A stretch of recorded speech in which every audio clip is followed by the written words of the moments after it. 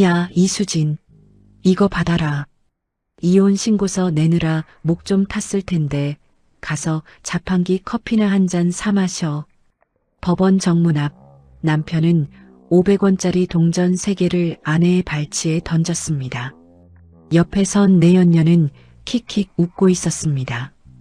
두 사람은 검은색 외제차에 올라타 곧장 공항으로 향했습니다. 퍼스트 클래스 라운지에서 수진에게 이제 넌 끝났어 라는 문자를 받고 비웃었습니다. 웃기고 있네. 빈손으로 쫓겨난 년이 뭘 어떻게 한다고. 남편은 유심을 뽑아 쓰레기통에 버리고 새 인생이 시작된다며 비행기에 올랐습니다. 하지만 그들은 몰랐습니다. 그들의 인생에 어떤 일들이 펼쳐질지. 오늘의 사연 지금 시작합니다. 오늘도 함께 해주셔서 감사합니다. 구독과 좋아요를 눌러주시면 여러분에게 행운이 가득 찾아올 거예요. 오늘 하루도 행복하고 기쁜 일만 가득하시길 바랍니다. 세상 모든 사연을 정성스레 녹여내서 전하는 꼬순이네입니다.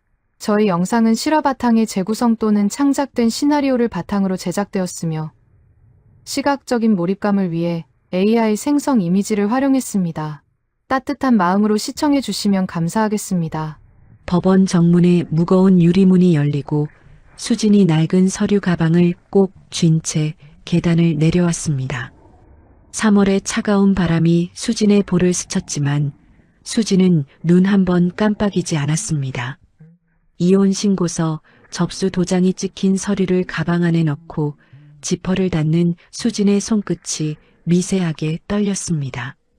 야, 이수진. 익숙한 목소리가 등 뒤에서 들려왔습니다. 수진이 천천히 고개를 돌리자 진호가 지안의 어깨에 팔을 두른 채 법원 정문을 나서고 있었습니다. 진호의 입꼬리가 한껏 올라가 있었고 지안은 새로 맞춘 듯한 밍크코트 깃을 세우며 수진을 위아래로 훑어보았습니다. 진호가 주머니에서 동전 몇 개를 꺼내 수진의 발치에 툭 던지며 말했습니다. 야, 이수진. 이거 받아라. 이혼 신고서 내느라 목 좀 탔을 텐데 가서 자판기 커피나 한 잔 사 마셔. 이제 우린 남남인데 이 정도 서비스는 해줘야지. 안 그래? 동전이 콘크리트 바닥 위에서 쨍그랑 소리를 내며 굴러갔습니다. 수진은 발밑에 동전을 내려다보았습니다. 수진의 턱 근육이 단단하게 굳었지만 입술은 한 줄로 꾹 다물린 채 미동도 없었습니다. 지안이 수진의 가방을 손가락으로 가리키며 킥킥 웃었습니다. 어머 오빠, 저 가방 좀 봐. 징글징글하다 정말. 야, 이수진 씨. 그 넉마대기 같은 가방 아직도 들고 다녀? 10년 전 결혼할 때 들던 거 아니야? 하긴 이제 돈 나올 구멍도 없으니 평생 그거 들고 살아야겠네. 불쌍해서 어쩌나. 지안이 진호의 팔을 찰싹 달라붙어 끌어당기며 말했습니다. 오빠, 우리 빨리 가자. 여기 퀴퀴한 냄새 나서 못 있겠어. 얼른 공항 가서 비행기 타야지. 우리 새 출발해야 하잖아. 진호가 수진에게 등을 돌리며 손을 휘휘 흔들었습니다. 잘 살아라, 수진아. 아니지. 이제 수진 씨라고 불러줘야 되나? 근데 어쩌냐. 너 이제 빈털털이라 잘 살 돈도 없을 텐데. 내가 준 동전이나 잘 챙겨라. 진호가 배를 잡고 소리내어 웃으며 지안의 허리를 꽉 감싸 안고 걸어갔습니다. 법원 앞 도로에 세워진 검은색 외제 세단의 문이 열리고 진호와 지안이 뒷좌석에 올라탔습니다. 엔진이 낮은 소리를 내며 깨어나고 차가 서서히 움직이기 시작했습니다. 수진은 그 차가 사라질 때까지 제자리에 서 있었습니다. 수진의 눈동자는 움직이는 차의 번호판을 끝까지 따라갔습니다. 차가 완전히 시야에서 사라지자 수진이 천천히 고개를 숙여 발밑에 동전을 주워 주머니에 넣었습니다. 500원짜리 3개, 1,500원. 수진이 낮은 목소리로 중얼거렸습니다. 10년치 내 인생값이 1,500원이래. 수진의 입가에 얇은 미소가 스쳤습니다. 그 미소는 슬픔이 아니었습니다. 수진은 가방끈을 어깨에 단단히 걸치고 법원 앞 횡단보도를 건너기 시작했습니다. 공항으로 향하는 차 안에서 진호가 뒷주머니에서 작은 상자를 꺼냈습니다. 자기야, 여기 선물. 고생 많았지? 지안이 상자를 열자 다이아몬드가 촘촘히 박힌 팔찌가 조명 아래에서 눈부신 빛을 뿜었습니다. 지안이 두 눈을 크게 뜨며 입을 쩍 벌렸습니다. 어머나, 이게 다 뭐야? 세상에, 오빠, 이거 진짜 다이아몬드야? 진호가 지안의 손목에 팔찌를 직접 채워주며 말했습니다. 그럼 진짜지 가짜겠냐? 이거 사실 이수진 그 여편네 예물 반지 녹여서 새로 만든 거야.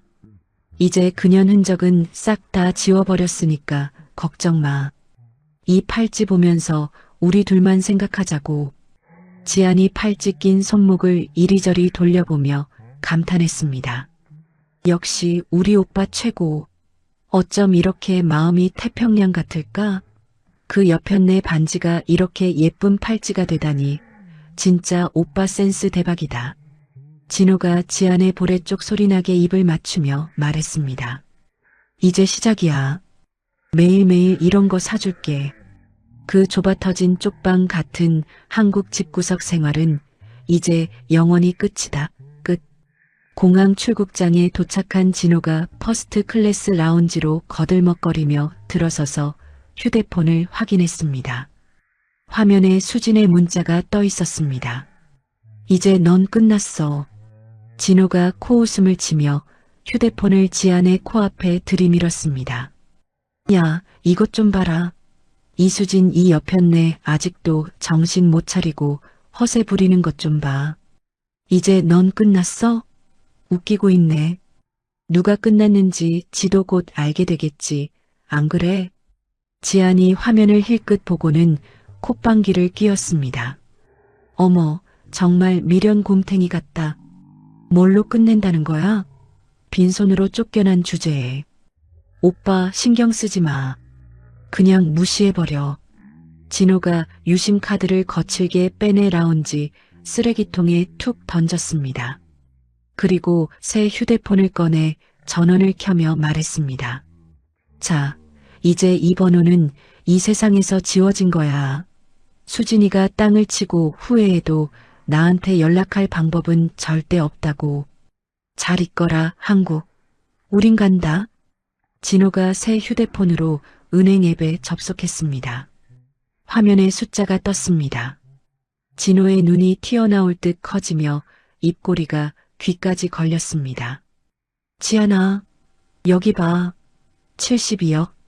단 한 푼도 안 틀리고 전액 입금됐다. 이제 우린 왕처럼 사는 거야. 진호가 지안의 손을 낚아채듯 잡고 일어서며 말했습니다. 가자, 자기야. 비행기 타러 가자. 우리 새 인생 화끈하게 시작해보자고. 두 사람이 탑승 게이트를 향해 신나게 걸어가는 동안 라운지 쓰레기통 안에서 버려진 유심 카드가 빈 종이컵 사이에 초라하게 파묻혔습니다. 같은 시각 수지는 텅 빈 아파트 거실에 서 있었습니다. 옷장은 횡하니 열려 있었고 진호의 옷은 양말 한 짝 남아있지 않았습니다. 신발장도 텅 비어 있었고 서재 책장에는 먼지만 뽀얗게 쌓여 있었습니다. 수지는 거실 한가운데 놓인 의자에 무표정하게 앉아 태블릿 PC를 꺼냈습니다. 수진이 화면을 톡톡 2번 터치하자 신호음이 울렸습니다. 한 회장님, 저 수진입니다. 전화기 너머로 낮고 듬직한 남자 목소리가 들려왔습니다. 수진 씨, 어떻게 됐습니까? 수진이 창밖에 먼 하늘을 바라보며 말했습니다. 미끼가 비행기에 탔습니다. 한치의 오차도 없이요. 잠깐의 침묵이 흘렀습니다. 좋습니다. 아주 잘하셨어요. 그럼 예정대로 2단계 가동하십시오. 수진이 전화를 끊고 화면을 넘겼습니다. 세계지도 위에 빨간 점 하나가 깜빡깜빡 움직이고 있었습니다. 빨간 점은 인천공항을 떠나 동남아 쪽으로 아주 천천히 이동하고 있었습니다. 수진이 화면 속 빨간 점을 손가락으로 지그시 누르며 말했습니다. 72억이 내 목을 죄 밧줄인 줄도 모르고 참 좋아라 하는구나. 수진은 태블릿을 내려놓고 가방에서 두꺼운 서류 뭉치를 꺼냈습니다. 겉면에는 강진호법인 자금 추적 보고서라고 큼지막하게 적혀 있었습니다. 수진이 서류를 펼치자 10년 동안 진호가 저지른 회계장부 조작, 카드 내역, 가상화폐 기록이 개미떼처럼 빼곡히 정리되어 있었습니다. 수진은 한 장 한 장 넘기며 자료를 꼼꼼히 훑었습니다. 수진의 눈동자가 숫자 위를 매섭게 훑었고 빨간 볼펜을 꺼내 몇 군데에 굵게 동그라미를 쳤습니다. 동남아의 초호화 리조트에 도착한 진호와 지아는 으리으리한 스위트룸 문을 열자마자 입이 쩍 벌어졌습니다. 바다가 훤히 보이는 테라스에 개인 수영장이 번쩍거렸고 거실에는 비싼 샴페인이 얼음통에 꽂혀 있었습니다. 진호가 양팔을 휘저으며 크게 소리쳤습니다. 이야, 이게 진짜 사람 사는 맛이지. 그동안 한국에서 그 여편네 눈치 보며 짠돌이처럼 살던 게 아주 꿈만 같다. 이제부터 여기가 우리 궁전이다. 지안이 샴페인 잔을 들고 살랑거리며 말했습니다. 오빠 진짜 대단해. 우리 이제 평생 이렇게 호강하며 사는 거지? 나 너무 행복해서 눈물 날 것 같아. 진호가 지안의 잔에 샴페인을 가득 따르며 큰 소리쳤습니다. 매일이 뭐야 평생이지. 내일부터 당장 우리 시중들 개인 집사도 부르고 밥 해줄 전용 요리사도 불러. 돈 걱정은 이제 개나 줘버리라고. 그날 밤부터 진호는 리조트에서 매일같이 흥청망청 파티를 열었습니다. 카지노 VIP 룸을 통째로 빌려놓고 테이블 위에 칩을 산더미처럼 쌓았습니다. 한 판에 수억 원씩 툭툭 베팅했습니다. 딜러가 카드를 돌릴 때마다 진호는 옆 사람들에게 술을 팍팍 돌리며 고함을 질렀습니다. 마셔, 마셔. 돈은 또 벌면 되는 거야. 자고 나면 돈이 막 불어나는데 뭐가 걱정이야. 이게 진짜 인생 사업이지. 지아는 진호 옆에서 화려한 드레스를 입고 생글생글 웃었지만 카지노를 나설 때마다 진호의 칩 주머니가 가벼워지는 것을 도끼 눈을 뜨고 세고 있었습니다. 한국의 텅 빈 아파트에서 수지는 태블릿 화면을 뚫어지게 보고 있었습니다. 화면에는 진호가 외국에서 긁어대는 카드 내역이 줄줄이 올라오고 있었습니다. 리조트 방값, 도박 자금, 술값, 쇼핑비. 숫자가 쉴 새 없이 올라갔습니다. 수진이 내역을 하나하나 넘겨보며 나지막이 중얼거렸습니다. 더 써라. 아낌없이 펑펑 써. 네가 빨리 써버릴수록 내 지옥문도 빨리 열릴 테니까. 수진이 태블릿을 끄고 창밖의 캄캄한 하늘을 한참 동안 올려다보았습니다. 수진의 손이 무릎 위에서 단단히 맞잡혔고 두 눈이 천천히 감겼습니다. 리조트에 머문 지 딱 일주일째 되는 날이었습니다. 진호와 지아는 도시 야경이 한눈에 보이는 비싼 식당에 앉아 있었습니다. 50층 높이의 통유리 밖으로 불빛들이 번쩍거렸습니다. 진호가 메뉴판도 안 보고 웨이터에게 손을 휘둘렀습니다. 여보게, 여기 이 식당에서 제일 비싼 코스 요리로 가져와. 와인도 제일 비싸고 맛있는 걸로 가져오고. 알겠어? 웨이터가 깎듯이 고개를 숙이고 물러났습니다. 지안이 창밖을 보며 콧노래를 불렀습니다. 오빠, 세상이 다 우리 발밑에 있는 것 같아. 너무 좋다. 진호가 지안의 손을 꽉 잡으며 호기롭게 말했습니다. 야, 이까짓 도시가 뭐야? 내가 너 나라라도 하나 사줄게. 걱정 마. 음식이 줄줄이 나오고 두 사람은 배부르게 식사를 마쳤습니다. 진호가 어깨에 힘을 빡 주며 블랙카드를 꺼내 웨이터에게 슥 내밀었습니다. 웨이터가 카드를 들고 갔다가 잠시 후 돌아왔습니다.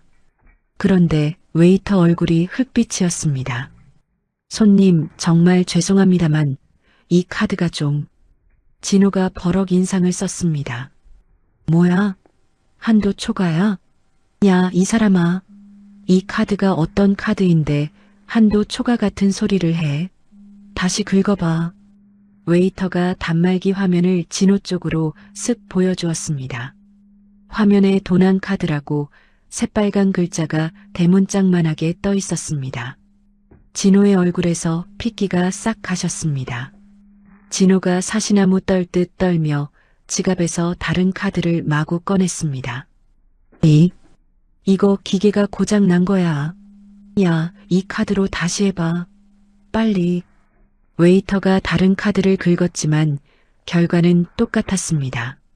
승인 거절.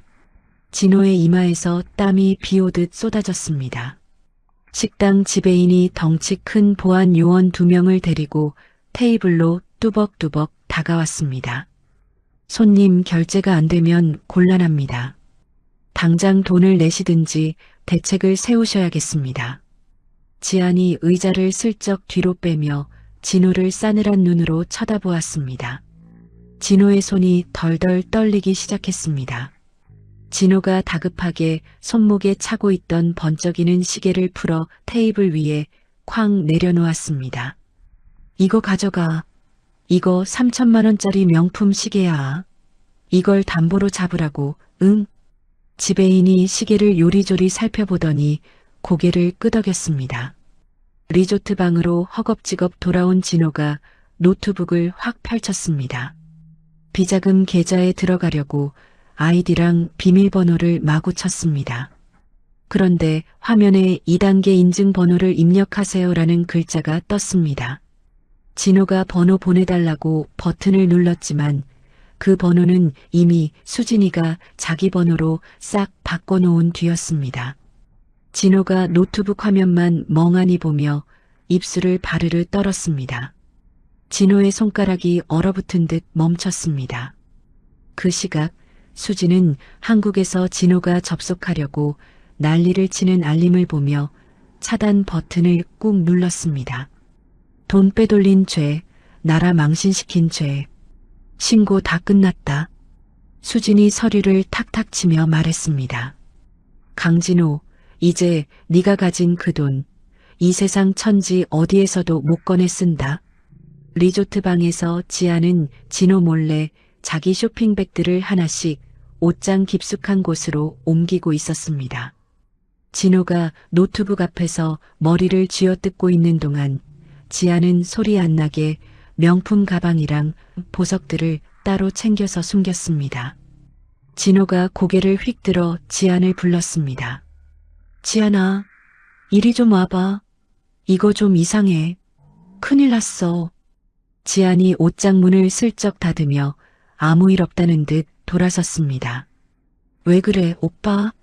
또 기계가 고장 났어? 진호가 노트북을 가리키며 바르르 떨었습니다. 아니, 계좌 자체가 안 열려. 아예 없다고 나와. 지안의 눈이 잠시 흔들렸지만 지안은 억지 미소를 지으며 말했습니다. 내일 아침에 은행에 전화해봐. 지금은 밤인데 어떡해. 그냥 자자, 오빠. 지안이 침실로 쏙 들어가서 문을 잠가버렸습니다. 진호는 꺼진 노트북 화면에 비친 자기 얼굴을 넋 나간 사람처럼 쳐다보았습니다. 이마에서 흐른 땀이 턱 밑으로 뚝뚝 떨어졌습니다. 한국의 캄캄한 아파트에서 수진이 전화기를 들었습니다. 한 회장님, 진호가 계좌 열려다가 완전히 막혔습니다. 이제 돈 떨어지면 그놈 분명히 환전 브로커 찾아갈 겁니다. 전화기 너머로 한 회장이 껄껄 웃었습니다. 그 브로커 이미 우리 손바닥 안에 있습니다. 그놈이 나타나면 바로 말씀드리지요. 수진이 전화를 끊고 창밖을 보았습니다. 도시 불빛이 유리창에 번쩍거렸습니다. 수지는 주머니에서 아까 주었던 500원짜리 동전 3개를 꺼내 책상 위에 나란히 세웠습니다. 수진이 동전을 뚫어지게 보며 말했습니다. 1,500원. 이게 네가 매긴 내 10년 인생 값이지. 똑똑히 기억해 줄게. 너도 내 인생값 얼마나 하는지 곧 알게 될 거야. 수진의 눈이 책상 위 동전에서 태블릿 화면 속 깜빡이는 빨간 점으로 옮겨갔습니다. 빨간 점은 먼 외국 리조트 위에서 위태롭게 깜빡거리고 있었습니다. 계좌가 묶인 지 열흘째 되는 날이었습니다. 리조트 로비에 시커먼 양복을 차려입은 남자 3명이 나타나 프런트 데스크에서 진호의 방번호를 확인했습니다. 스위트룸 문 앞에 덩치 큰 경비원 2명이 나란히 서 있었고 진호가 문을 열자 리조트 지배인이 서슬퍼런 서류를 내밀었습니다. 강 선생님, 지금 밀린 숙박비가 무려 2억 3천만 원입니다. 오늘 오후까지 결제가 안 되시면 당장 짐 싸서 나가셔야 합니다. 이건 경고가 아니라 통보입니다. 진호가 서류를 받아들며 눈이 튀어나올 듯 커졌습니다. 뭐요? 2억 3천? 아니, 잠만 자고 밥 좀 먹었는데 그게 벌써 그렇게 됐단 말이야? 이거 사기 아니야? 지배인이 안경을 고쳤으며 차갑게 쏘아붙였습니다. 사기라니요. 최고급 스위트룸 숙박비에 전용 요리사 불렀죠. 카지노 VIP룸 빌렸죠. 룸서비스까지 매일 파티하듯 시켜드셨잖아요. 오늘 5시까지 입금 확인 안 되면 우리 경비팀이 짐 몽땅 밖으로 내던질 줄 아십시오. 지배인이 쌩하니 돌아서자 경비원들이 복도 양쪽에 딱 버티고 섰습니다. 진호가 문을 쾅 닫고 소파에 털썩 주저앉았습니다. 진호의 손이 휴대폰을 집어들었다 놓기를 5번이나 반복했습니다. 결국 진호가 한국에 있는 아는 형님들에게 전화를 걸기 시작했습니다. 아이고 형님, 저 진호예요. 예. 저기 제가 지금 급하게 돈이 좀 필요해서 그러는데 한 1억만 빌려주실 수 있을까요? 전화기 너머로 얼음장 같은 목소리가 돌아왔습니다. 야, 강진호. 너 지금 제정신이냐? 지금 업계에 네가 회사 돈 몽땅 횡령해서 튀었다는 소문이 쫙 퍼졌어. 경찰이 너 찾으러 돌아다닌다는데 나한테까지 불똥 튀게 할 일 있냐? 다시는 전화하지 마. 뚝 하고 전화가 끊겼습니다. 진호가 식은땀을 닦으며 다음 번호를 눌렀습니다. 사장님, 저 강진호입니다. 예. 저기 제가 사정이 좀 생겨서요. 딱 며칠만 도움을 좀 주시면. 강 사장, 아니 강진호 씨. 우리 거래처들 지금 당신 때문에 줄도산하게 생겼다고 난리야. 내 번호에서 당신 이름 지울 거니까 다시는 연락하지 마쇼. 진호가 10군데도 넘게 전화를 돌렸지만 결과는 똑같았습니다. 전화를 안 받거나 받자마자 욕을 바가지로 퍼붓고 끊어버렸습니다. 진호가 휴대폰을 소파에 내던지며 두 손으로 머리를 쥐어뜯었습니다. 그때 침실 문이 열리고 지안이 나왔습니다. 지안의 얼굴은 화장기 하나 없이 푸석했고 눈 밑에는 다크서클이 하니 내려앉아 있었습니다. 오빠 아까부터 웬 소란이야? 전화기 소리 때문에 잠 한숨도 못 잤잖아. 대체 무슨 일인데 그래? 진호가 고개를 들지도 못한 채 기어들어가는 목소리로 말했습니다. 숙박비를 오늘까지 내라네. 2억 3천이래.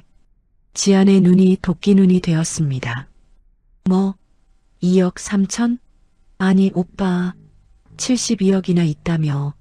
그 많은 돈 다 어디 가고 2억 3천이 없어서 이 난리야? 진호가 입술을 바르르 떨며 말했습니다. 계좌가 꽉 막혔어. 한국에서 이수진 그 여편이가 뭔가 손을 쓴 것 같아. 지안이 소파 팔걸이를 주먹으로 쾅 치며 소리를 질렀습니다. 뭐라고? 손을 써? 아니 72억을 금송아지처럼 모셔오면 뭐해? 한 푼도 못 쓰면 그냥 휴지 조각이나 다름없잖아. 오빠, 나랑 장난해 지금? 진호가 지안의 눈을 피하며 비굴하게 말했습니다. 조금만 기다려봐. 금방 해결할 수 있어. 내 능력 알잖아, 응? 그 순간 지안의 손이 허공을 휙 가르더니 진호의 뺨을 사정없이 갈겼습니다. 찰싹 하는 소리가 거실에 크게 울려 퍼졌습니다. 진호의 고개가 옆으로 휙 돌아갔습니다. 조금만? 내가 가정도 버리고 자식도 버린 당신 믿고 여기까지 왔는데 고작 이런 대접 받으려고 온 줄 알아? 내 인생 망친 거 당신이 어떻게 책임질 거야. 지안이 침실로 쏙 들어가 문을 부서질 듯 쾅 닫아버렸습니다. 진호의 뺨에는 시뻘건 손자국이 선명하게 남았습니다. 진호는 뺨을 만질 생각도 못하고 멍하니 닫힌 문만 쳐다보았습니다. 그날 오후 진호는 시내에 있는 꾀재재한 전당포를 찾아갔습니다. 진호가 빌린 차키랑 지안이가 애지중지하던 명품 가방 3개를 카운터에 툭 올려놓았습니다. 전당포 주인이 돋보기를 쓰고 가방을 요리조리 훑어보더니 고개를 갸웃거렸습니다. 이거 진짜 맞아요? 요즘 가짜가 하도 많아서 말이야. 진호가 이를 악물고 눈을 부라리며 말했습니다. 진짜라니까요. 하나에 500만 원도 넘게 주고 산 거라고요. 주인이 계산기를 두드리더니 툭 내뱉었습니다. 가방 3개 다 합쳐서 200만 원. 싫으면 말고. 진호는 주먹이 부르르 떨렸지만 당장 푼돈이라도 아쉬운 처지라 고개를 끄덕이며 현금 몇 장을 주머니에 쑤셔 넣었습니다. 궁지에 몰린 진호가 리조트 근처 한인 식당에서 쓴 맥주를 들이키고 있을 때였습니다. 옆 테이블에 앉아있던 중년 남자가 싹싹하게 말을 걸어왔습니다. 실례합니다. 한국 분이시죠? 여기서 고향분 뵈니 정말 반갑네요. 진호가 돌아보니 깔끔한 셔츠를 입은 남자가 명함을 쓱 내밀었습니다. 명함에는 박 실장, 투자 컨설팅이라고 적혀 있었습니다. 그런데요, 무슨 일이십니까? 박 실장이 맥주잔을 들고 너털 웃음을 터뜨렸습니다. 아유, 별건 아니고요. 인상이 너무 좋으신데 고민이 많아 보이셔서요. 혹시 사업 자금 때문에 힘드시면 제가 좀 도와드릴 수 있을까 해서요. 진호가 박 실장을 위아래로 훑었습니다. 시계며 구두며 번쩍거리는 게 돈께나 있어 보였습니다. 도움이라니요. 무슨 도움을 주신다는 겁니까?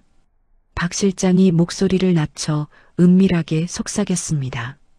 이쪽 동네에서 자금 묶여서 고생하는 분들 제가 싹 해결해 드립니다. 환전이든 계좌 세탁이든 제 손만 거치면 일도 아니거든요. 진호의 눈에 번쩍 불이 들어왔습니다. 한국 계좌가 꽉 막혀 있는데 그것도 뚫을 수 있습니까? 박 실장이 고개를 끄덕이며 자신만만하게 웃었습니다. 아이고, 사장님, 그게 제 전문 아닙니까? 걱정 마십시오. 하지만 진호는 꿈에도 몰랐습니다. 이 박 실장이 바로 수진이가 고용한 연극배우 출신의 전문가라는 사실을 말입니다. 박 실장은 수진이가 짜놓은 대본대로 진호의 탐욕을 건드려 마지막 피 같은 돈까지 싹싹 긁어내기 위한 미끼였습니다. 같은 날 저녁 수진은 큰 부자인 한 회장의 사무실에서 서류에 사인을 하고 있었습니다. 이사 취임 서류에 수진의 이름이 또박또박 적혔습니다. 한 회장이 서류를 보며 허허 웃었습니다. 이제 강진호 그놈 회사의 핵심 기술이랑 거래처를 우리가 하나씩 가져옵시다. 아주 합법적으로 피 말려가면서 말입니다. 수진이 펜을 내려놓으며 차갑게 말했습니다. 천천히 할 거 없습니다. 그놈이 도망친 순간 이미 그 회사는 주인 없는 빈집입니다. 빈집은 빨리 털어서 정리하는 게 상책이죠. 한 회장이 수진의 단호한 모습에 고개를 끄덕였습니다. 한편 동남아에서는 지안이가 진호 몰래 박 실장을 만나고 있었습니다. 호텔 구석 카페에서 지안이가 커피잔을 꼭 쥐고 울먹였습니다. 실장님, 제발 저 좀 살려주세요. 저 인간 옆에 있다가는 저까지 감옥 가게 생겼어요. 나 좀 여기서 빼주세요. 네. 박 실장이 커피를 한 모금 마시고 여유 있게 말했습니다. 살려드리고 말고요. 근데 세상에 공짜가 어딨겠습니까? 조건이 하나 있어요. 지안이 눈을 크게 떴습니다. 조건요? 그게 뭔데요? 뭐든 다 할게요. 박 실장이 휴대폰을 쓱 보여주었습니다. 거기엔 수진의 이름이 적혀 있었습니다. 사실 저는 이수진 씨가 보낸 사람입니다. 지안 씨가 강진호 옆에서 그놈이 하는 짓거리 다 찍어서 저한테 보내주세요. 그럼 때가 됐을 때 지안 씨만 쏙 빼드릴게요. 돈도 넉넉히 챙겨드리고요. 지안의 손이 파르르 떨렸습니다. 수진 언니가 보낸 사람이라니. 지안 씨, 지금 강진호라는 가라앉는 배에 타고 있는 거예요. 같이 죽을 거예요. 아니면 혼자라도 살아서 도망갈 거예요? 선택은 지안 씨 몫입니다. 지안이 입술을 꽉 깨물었습니다. 잠시 고민하던 지안이 눈을 번뜩이며 물었습니다. 얼마 줄 건데요? 위로금 말이에요. 박 실장이 종이에 숫자를 쓱 적어 보여주었습니다. 지안은 그 숫자를 확인하자마자 눈을 빛내며 고개를 끄덕였습니다. 그날 밤부터 지안이는 진호가 누구랑 통화하는지, 노트북으로 뭘 하는지 몰래 찍어서 박 실장에게 보내기 시작했습니다. 며칠 뒤 박 실장이 진호에게 가짜 투자 계획서를 보여주었습니다. 수영장 의자에 앉아 박 실장이 침을 튀기며 설명했습니다. 사장님, 이 가상화폐가 다음 달에 상장만 되면 대박입니다. 지금 넣으시면 최소 5배는 불어납니다. 저도 제 전 재산 다 털어넣었어요. 진호의 눈에 다시 욕심이 이글이글 타올랐습니다. 5배? 진짜 확실한 거야? 박 실장이 조작된 수익 화면을 보여주자 진호는 침을 꿀꺽 삼켰습니다. 근데 내가 지금 투자할 돈이 없잖아. 계좌가 꽁꽁 묶였다고 했잖아. 박 실장이 선글라스를 슬쩍 벗으며 진호를 빤히 쳐다보았습니다. 사장님, 한국에 부모님 안 계십니까? 그분들께 좀 부탁드려 보세요. 진호의 얼굴이 순간 굳었습니다. 하지만 이내 눈을 희번덕거리며 박 실장에게 물었습니다. 일주일이면 정말 3배로 돌려받을 수 있는 거지? 확실하지?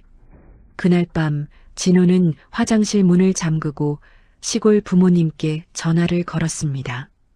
변기 뚜껑에 앉아 눈을 질끈 감고 기다리자 어머니의 목소리가 들려왔습니다. 진호야, 너 어디냐? 왜 이렇게 소식이 없어? 진호가 목소리를 쥐어짜며 가짜로 흐느꼈습니다. 엄마, 나 지금 죽게 생겼어. 돈 안 보내주면 나 여기서 칼 맞아 죽는다고. 제발 나 좀 살려줘, 엄마. 전화기 너머로 어머니의 비명 섞인 울음소리가 터져 나왔습니다. 뭐라고? 죽다니? 그게 무슨 소리냐? 얼마가 필요한데, 응? 말해봐. 진호가 이를 악물고 말했습니다. 3억? 딱 3억만 보내줘. 그럼 살 수 있어, 엄마. 전화가 끊기자 진호는 눈물을 쓱 닦았습니다. 거울 속 제 얼굴을 보며 아무런 죄책감도 느끼지 않았습니다. 시골집에서 진호 아버지는 담배만 뻑뻑 피워댔습니다. 평생 일군 과수원이랑 집을 담보로 잡히면 아들을 살릴 수 있다는 말에 아버지는 결심했습니다.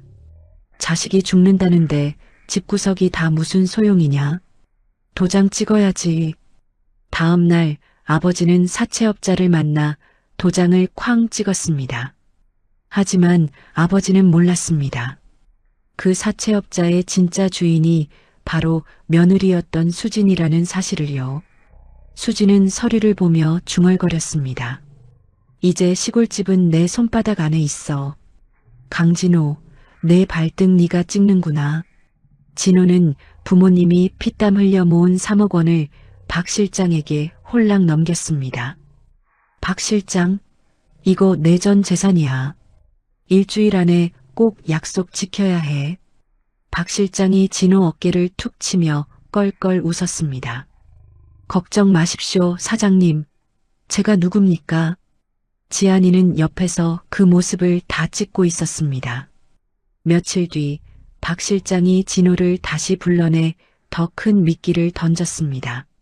사장님, 10배 수익이 나는 사업이 있는데 지분 확보하려면 5억이 더 필요합니다. 이거 놓치면 평생 후회합니다. 진호는 눈이 뒤집혔습니다. 다시 부모님께 전화를 걸어 말도 안 되는 폐륜을 저질렀습니다. 아버지, 선산 있잖아. 그거 팔아줘. 지금 죽은 사람 산소가 문제야? 산 아들이 죽겠다는데. 아버지가 전화기 너머로 통곡을 했지만 진호는 막무가내였습니다. 안 팔면 나 진짜 죽는다고. 아버지가 나 죽이는 거야, 알았어? 전화가 뚝 끊겼습니다. 시골집 마루에서 아버지는 가슴을 쥐어뜯으며 울었습니다. 한국에서 수진은 이 모든 통화 내용을 다 듣고 있었습니다. 수진이 차갑게 창밖을 보며 중얼거렸습니다. 강진호, 너 스스로 무덤을 파는구나. 노을이 참 붉기도 하지. 내 인생도 저 노을처럼 저물어갈 거다. 진호의 독촉에 못 이긴 아버지는 결국 조상 대대로 내려온 선산 매매 계약서에 도장을 쾅 찍었습니다. 마을 이장이 지켜보는 앞에서 아버지의 거친 손마디가 사시나무 떨듯 떨렸고 어머니는 마루 끝에 주저앉아 알치마로 얼굴을 가린 채 꺼이꺼이 소리 없이 울었습니다. 송금 확인 문자가 휴대폰에 뜨자 아버지는 마당 한가운데 멍하니 서서 주인이 바뀐 텅 빈 과수원을 바라보았습니다. 40년 동안 자식처럼 손수 가꾼 나무들이 바람에 흔들리고 있었지만 아버지의 눈에는 아무것도 들어오지 않았습니다. 동남아 리조트에서 진호가 돈 들어온 알림을 확인하며 주먹을 불끈 쥐었습니다. 됐어. 이제 살았다. 이거면 다시 일어설 수 있어. 진호는 그 돈을 가방에 쑤셔 넣고 박 실장이 기다리는 호텔 카페로 미친 듯이 달려갔습니다.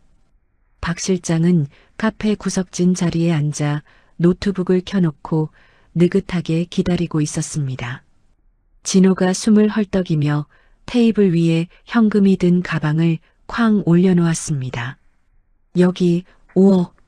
약속대로 한 푼도 안 틀리고 다 가져왔소. 박 실장이 가방 지퍼를 쓱 열어 돈다발을 확인하더니 고개를 끄덕였습니다. 강 선생님, 정말 잘 결정하셨습니다. 내일 오전까지 리조트 지분 확보 싹 끝내고 바로 연락드리지요. 이제 사장님 소리 들을 일만 남았습니다. 진호가 박 실장의 손을 덥석 잡고 간절하게 매달렸습니다. 박 실장만 믿소. 이건 내 목숨 줄이고 우리 부모님 피눈물 섞인 돈이요. 꼭 좀 잘 부탁해요. 박 실장이 진호의 손등을 가볍게 툭툭 치며 비열하게 웃었습니다. 걱정 마십시오. 내일이면 세상이 확 달라져 있을 겁니다. 푹 주무세요. 박 실장은 카페를 나서며 뒤도 한번 돌아보지 않았습니다. 카페 유리문에 비친 박 실장의 얼굴에서 웃음기가 싹 사라졌고 그는 대기 중이던 차에 올라탔습니다. 차는 곧장 공항 방향으로 쏜살같이 사라졌습니다. 다음 날 아침 진호가 눈을 뜨자마자 박 실장에게 전화를 걸었습니다. 그런데 신호음이 울리지 않았습니다. 진호가 다시 걸어봤지만 똑같았습니다. 지금 거신 번호는 없는 번호입니다. 안내 음성이 흘러나오자 진호의 손가락이 얼어붙었습니다. 진호가 미친 사람처럼 노트북을 켜고 투자 사이트에 접속했습니다. 화면에는 페이지를 찾을 수 없습니다라는 허연 글자만 떴습니다. 진호가 노트북 화면을 두 손으로 움켜쥐며 미친 듯이 중얼거렸습니다. 아니야, 그럴 리 없어. 서버 점검이겠지. 잠깐 고장 난 거야. 아니야, 아니라고. 진호가 옷을 대충 주워 입고 박 실장의 사무실로 달려갔습니다. 하지만 택시에서 내린 진호의 눈앞에는 기가 막힌 풍경이 펼쳐졌습니다. 어제까지 번듯한 간판이 걸려있던 사무실이 하룻밤 사이에 텅 비어버린 겁니다. 유리문에는 임대문이라고 적힌 종이만 덜렁덜렁 붙어 있었습니다. 진호가 유리문을 두 주먹으로 쾅쾅 두드리며 미친 듯이 소리를 질렀습니다. 박 실장, 이 사기꾼 놈아, 어디 숨었어? 내 돈 내놔. 우리 아버지 돈 내놓으라고. 지나가는 사람들이 혀를 차며 진호를 구경했습니다. 진호의 셔츠는 식은 땀으로 흠뻑 젖어 등에 달라붙었고 머리카락은 땀과 먼지에 뒤엉켜 꼴이 말이 아니었습니다. 리조트로 허탈하게 돌아온 진호가 방문을 열자 험상궂게 생긴 남자 4명이 소파에 떡하니 앉아 있었습니다. 문신이 가득한 남자 하나가 서류를 테이블 위에 쓱 밀며 말했습니다. 강진호 씨, 박 실장이 빌린 돈 15억, 당신이 연대보증 섰더군. 여기 지장 찍힌 거 보이지? 진호의 얼굴이 하얗게 질려 사색이 되었습니다. 보증이라니요. 나는 그런 거 한 적 없소. 이건 사기야. 남자가 서류를 진호 코앞에 들이댔습니다. 거기엔 박 실장이 투자 서류라고 속여 내밀었던 종이들 사이에 끼워 넣은 연대보증서가 있었고 진호의 지장이 선명하게 찍혀 있었습니다. 진호가 서류를 뺏으려 손을 뻗었지만 옆에 있던 덩치가 진호의 팔을 꺾어 바닥에 쳐박았습니다. 진호가 비명을 지르며 바닥에 꿇어앉았습니다. 15억, 오늘 안으로 안 갚으면 내 목숨은 없는 줄 알아. 남자들은 진호의 얼굴과 배를 짐승처럼 때리고 짓밟았습니다. 진호가 바닥에 쓰러져 몸을 웅크린 채 얻어맞는 동안 발길질은 멈추지 않았습니다. 지안이가 방 안에서 소리를 듣고 문을 빼꼼 열었다가 겁에 질려 얼른 문을 잠가버렸습니다. 남자들이 폭풍처럼 휩쓸고 나간 뒤 진호는 바닥에 엎드린 채 피를 닦아냈습니다. 입술이 터져 피가 뚝뚝 떨어졌고 눈은 밤탱이가 되어 제대로 떠지지도 않았습니다. 그때 방문이 열리고 지안이가 큰 여행 가방을 끌고 나왔습니다. 지안이는 바닥에 널브러진 진호를 벌레 보듯 내려다보며 현관으로 향했습니다. 진호가 피 묻은 손을 뻗어 지안의 발목을 필사적으로 잡았습니다. 지안아, 너까지 나버리고 어디가? 제발, 나 좀 살려줘. 지안이가 진호의 손을 차갑게 뿌리치며 쏘아붙였습니다. 버리는 게 아니라 나 살려고 가는 거야. 당신 옆에 있다간 나까지 칼 맞아 죽게 생겼는데 내가 미쳤어? 당신 인생 당신이 알아서 해. 진호가 벌떡 일어나 지안의 머리채를 움켜쥐었습니다. 지안이가 비명을 지르며 가방에서 호신용 스프레이를 꺼내 진호의 눈에 팍 뿌렸습니다. 아, 내 눈. 진호가 눈을 움켜쥐고 비틀거리는 사이 지안이는 가방을 챙겨 복도로 주랭랑을 쳤습니다. 리조트 정문에는 검은색 차 한 대가 기다리고 있었습니다. 지안이가 얼른 뒷좌석에 올라탔습니다. 거기엔 수진이가 차가운 얼굴로 앉아 있었습니다. 고생 많았어, 지안 씨. 지안이가 가쁜 숨을 몰아쉬며 물었습니다. 언니 약속한 돈은 꼭 주시는 거죠? 저 정말 죽을 뻔했다고요. 수진이 고개를 끄덕이며 차를 출발시켰습니다. 차가 움직일 때 얼굴이 피떡이 된 진호가 리조트 밖으로 기어나와 차를 향해 소리쳤습니다. 수진이 창문을 내리고 진호를 빤히 쳐다보았습니다. 강진호, 이제 내 부모님이 길바닥에 나앉을 시간이야. 기대해. 차가 매정하게 떠나갔고 진호는 사채업자들에게 붙잡혀 땅바닥을 굴렀습니다. 여권 내놔. 돈 다 갚기 전엔 넌 이 나라에서 개미 새끼 한 마리도 못 빠져나가. 그때 진호의 휴대폰이 울렸습니다. 한국에 있는 누나였습니다. 진호야, 우리 집 경매로 넘어갔어. 아버지는 소식 듣고 쓰러지셔서 뇌졸 중이라는데 어떡하면 좋니? 예, 진호야. 진호의 손에서 힘이 쑥 빠졌습니다. 휴대폰이 바닥에 떨어져 화면이 박살났습니다. 진호가 머리를 감싸쥐고 짐승처럼 울부짖었습니다. 진호는 깨진 폰으로 수진에게 미친 듯이 전화를 걸었습니다. 수진이가 전화를 받자마자 들려온 건 시골집에서 어머니가 대성통곡하는 소리였습니다. 아이고 영감, 눈 좀 떠봐요. 이 노릇을 어째. 아이고. 수진이 그 통곡 소리를 끝까지 들려주더니 차갑게 말했습니다. 내 부모님 집 뺏은 사채업자가 누군 줄 알아? 바로 나야, 강진호. 진호는 혀가 꼬여 말이 나오지 않았습니다.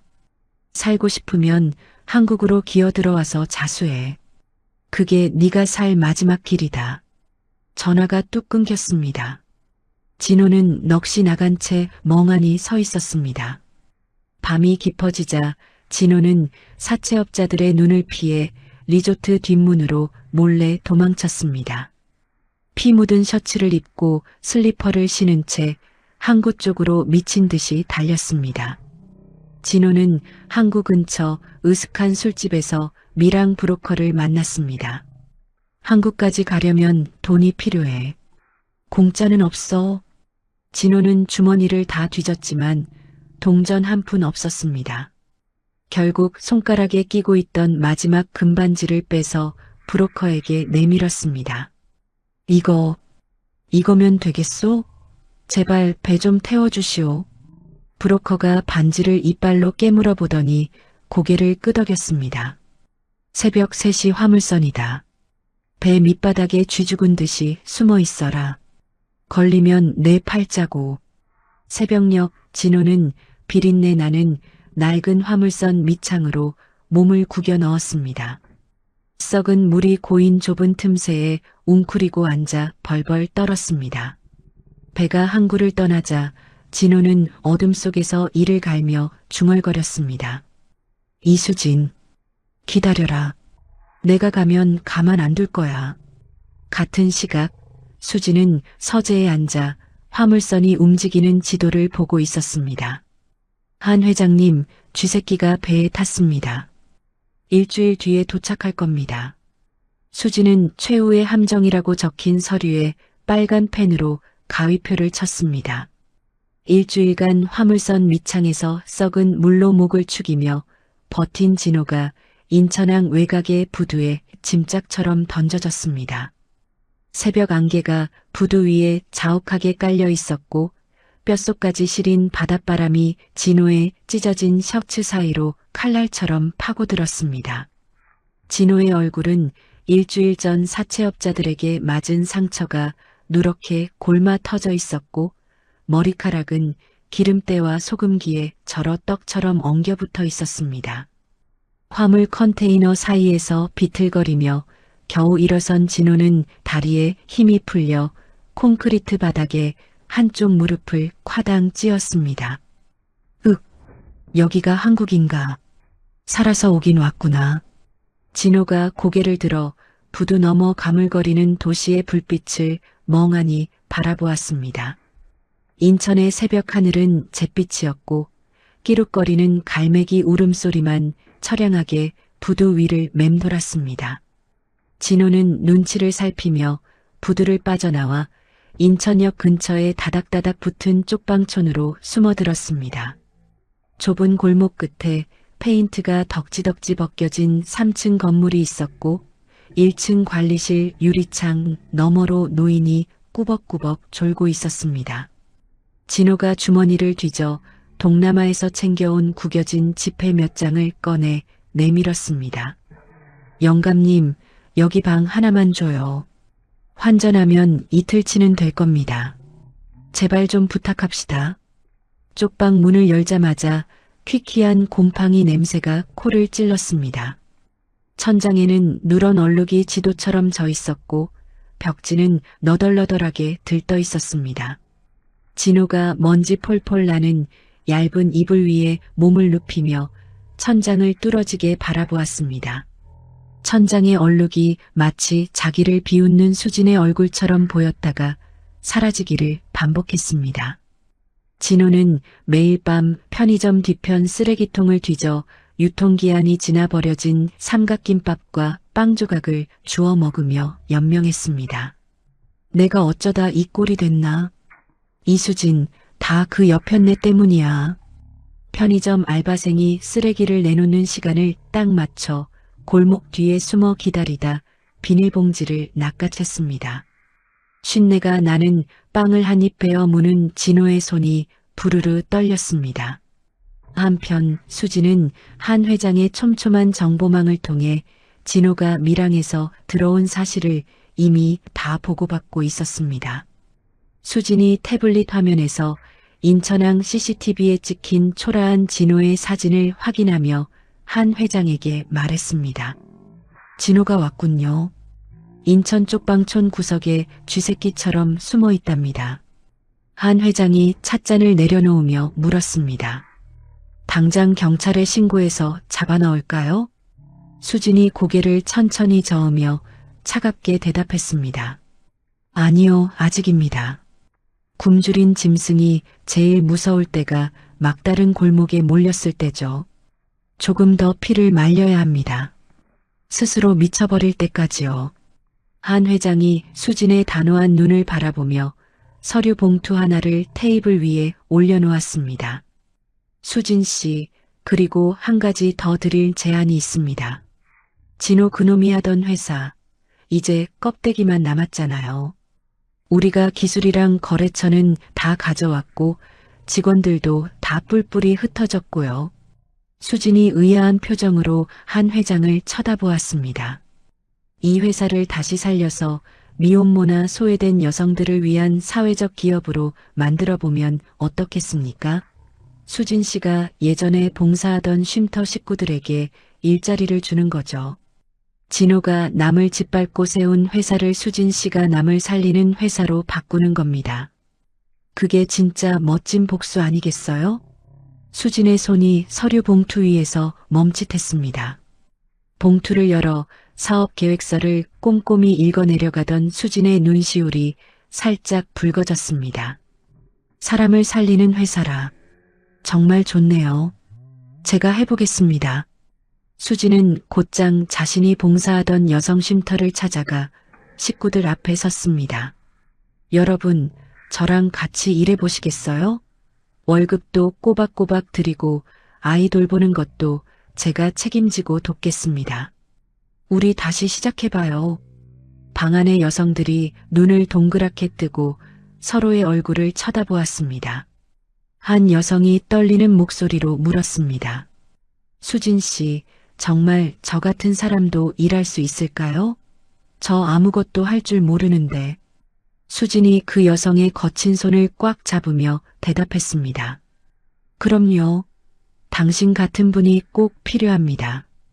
우리 함께 두 번째 봄을 만들어봐요. 수진은 쉼터 출신 여성 12명을 첫 직원으로 뽑고 친환경 세제와 비누를 만드는 브랜드를 세웠습니다. 이름은 두 번째 봄이라 지었습니다. 제품 포장지에는 여성들이 직접 그린 예쁜 꽃 그림을 넣고 수익금 일부는 어려운 여성들을 돕는 데 쓴다고 적었습니다. 세상에 출시하자마자 주문이 폭포수처럼 쏟아졌습니다.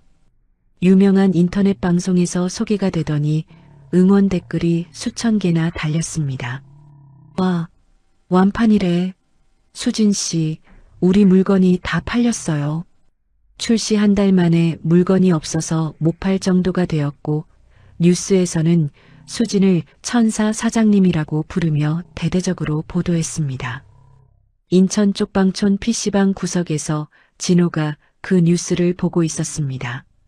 모니터 화면에는 수진이 직원들과 활짝 웃고 있는 사진이 크게 걸려 있었습니다.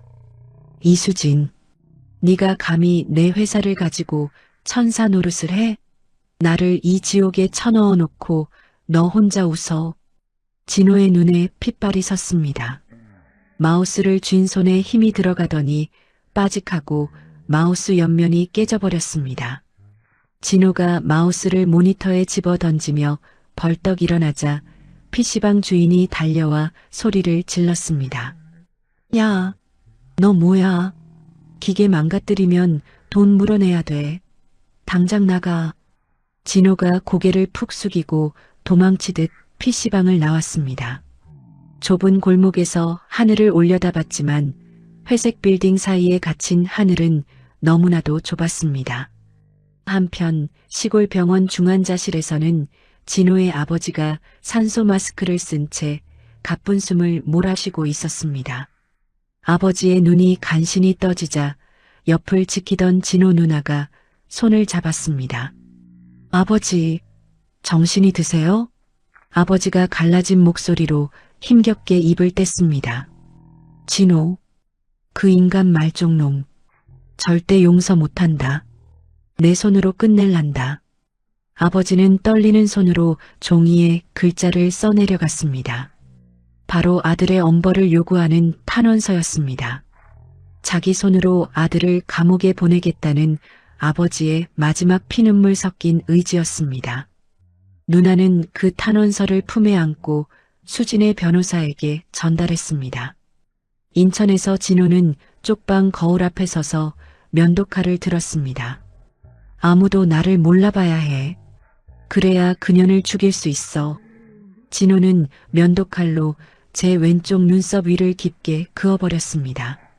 선혈이 눈을 타고 흘러내렸지만 진호는 눈 하나 깜빡이지 않고 거울 속 바뀐 제 인상을 확인했습니다. 진호는 쪽방촌 브로커를 찾아가 위조 신분증을 요구했습니다. 신분증 하나에 200만 원이야. 돈 있어? 진호가 가진 건 고작 50만 원뿐이었습니다. 브로커가 혀를 차더니 서랍에서 외장하드 하나를 꺼내 던져주었습니다. 야, 돈 없으면 이거라도 사가. 요즘 뉴스에 나오는 그 천사 사장님 정보야. 너 그 여자 찾고 있는 거 다 알아. 진호의 눈이 번쩍 뜨였습니다. 그 안에는 수진의 가짜 일정표와 경비가 허술한 별장 정보가 가득했습니다. 물론 이건 모두 수진과 한 회장이 진호를 유인하려고 판 함정이었습니다. 주말마다 혼자 별장에 있다고? 크크크. 이수진, 내 재산날이 정해졌구나. 진호는 50만 원을 몽땅 털어 그 정보를 사고 쪽방으로 돌아와 지도를 펼쳤습니다. 별장 위치에 빨간 펜으로 동그라미를 치는 진호의 손이 광기로 부르르 떨렸습니다. 주머니에서 예전에 수진에게 선물했던 낡은 은목걸이가 툭 떨어졌습니다. 수진아, 네가 나를 버렸지? 이제 내가 너를 끝내줄게. 진호의 눈이 시뻘겋게 타올랐습니다. 같은 시각 수진은 별장 지하 감시실에서 모니터를 지켜보고 있었습니다. 한 회장이 경호팀을 숲속에 매복시켰다고 보고했습니다. 수진 씨, 거실에 직접 앉아 있는 건 너무 위험해요. 그냥 CCTV로만 봐요. 수진이 고개를 저으며 구석에 세워둔 마네킹을 가리켰습니다. 자기랑 똑같은 옷을 입혀놓은 마네킹이었습니다. 아니요, 저 대신 이 마네킹을 앉혀둘 거예요. 거실 테이블에는 진호가 좋아하던 독한 술도 한 병 놓아둘 거고요. 자기가 이긴 줄 알고 방심하게 만들어야죠. 수지는 모니터 화면을 하나하나 확인하며 차갑게 미소 지었습니다. 토요일 밤이었습니다. 별장 주변의 깊은 숲에서는 귀뚜라미 소리가 구슬프게 울려 퍼지고 있었고 구름 사이로 비친 달빛이 담벼락 위에 은빛줄을 길게 그었습니다. 별장 거실에는 환하게 조명이 켜져 있었고 테이블 위에는 양주 한 병과 잔 2개가 주인을 기다리듯 놓여 있었습니다. 소파에는 수진과 똑같은 옷을 입은 마네킹이 창밖을 향해 앉아 있었습니다. 뒤에서 보면 영락없이 수진이 혼자 술을 마시며 야경을 구경하는 모습이었습니다. 지하 감시실에서 수진은 숨을 죽인 채 모니터를 바라보았습니다. 12개의 화면이 별장 구석구석을 비추고 있었고 수진의 매서운 눈은 화면 사이를 쉴 새 없이 오갔습니다. 곁에 서 있던 경호팀장이 무전기를 입에 대고 낮게 속삭였습니다. 숲속팀, 쥐새끼 나타났나? 이상 없나? 무전기 너머로 짧은 대답이 들려왔습니다. 이상 없습니다. 300m 전방 확인, 대기 중입니다. 수진이 손목시계를 확인했습니다. 밤 11시 23분. 마침내 사냥감이 나타날 시간이었습니다. 별장에서 조금 떨어진 숲속 오솔길에서 진호가 헉헉거리며 걸어오고 있었습니다. 검은 후드티를 눈가까지 눌러쓰고 오른손에는 번쩍이는 식칼을 꽉 쥐고 있었습니다. 철물점에서 산 싸구려 칼이었지만 달빛을 받아 서슬 퍼런 빛을 내뿜었습니다. 진호의 주머니 안에서 예전에 수진에게 줬던 낡은 은목걸이가 달그락거리는 소리를 냈습니다. 진호가 별장 담벼락 앞에 멈춰 섰습니다. 담이 제 키보다 컸지만 진호는 눈에 핏발을 세우며 벽돌 틈을 밟고 기어 올라갔습니다. 담 위에 올라탄 진호가 거실 쪽을 뚫어지게 노려보았습니다. 창문 너머로 소파에 앉아있는 여자의 뒷모습이 보였습니다. 이수진, 거기 있었구나. 오늘이 내 제삿날이다. 진호가 입술을 질질 깨물며 담벼락에서 훌쩍 뛰어내렸습니다. 풀밭에 착지하며 무릎이 꺾여 비틀거렸지만 진호는 아픔도 잊은 채 거실 창문을 향해 살금살금 다가갔습니다. 감시실 모니터에 진호의 그림자가 잡히자 경호팀장이 무전기를 들었지만 수진이 손을 들어 막았습니다. 아직이에요. 제발로 저 지옥 속으로 들어오게 놔두세요. 그래도 사장님 안에 칼 든 놈이 들어오면 위험합니다. 수진이 모니터에서 눈을 떼지 않은 채 차갑게 대답했습니다. 저건 마네킹이에요. 진호가 저 가짜를 제 몸인 줄 알고 칼로 찌르는 장면이 카메라에 똑똑히 찍혀야 해요. 그래야 살인미수로 저 인간 평생 감옥에서 못 나오게 만들 수 있으니까요. 거실 창문 앞에 선 진호가 유리 너머를 들여다보았습니다. 소파에 앉은 여자는 미동도 하지 않았습니다.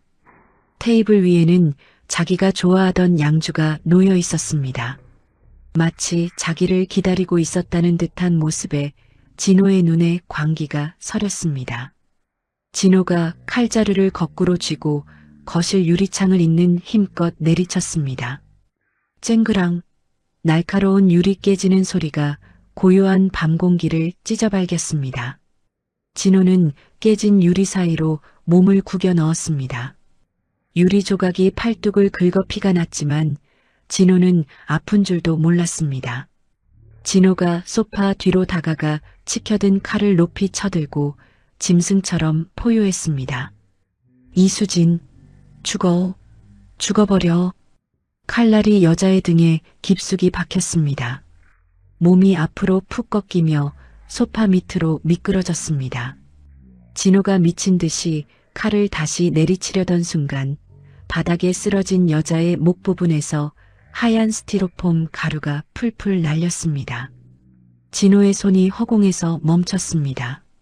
진호가 떨리는 발로 쓰러진 것을 휙 뒤집었습니다. 사람의 얼굴이 아니었습니다.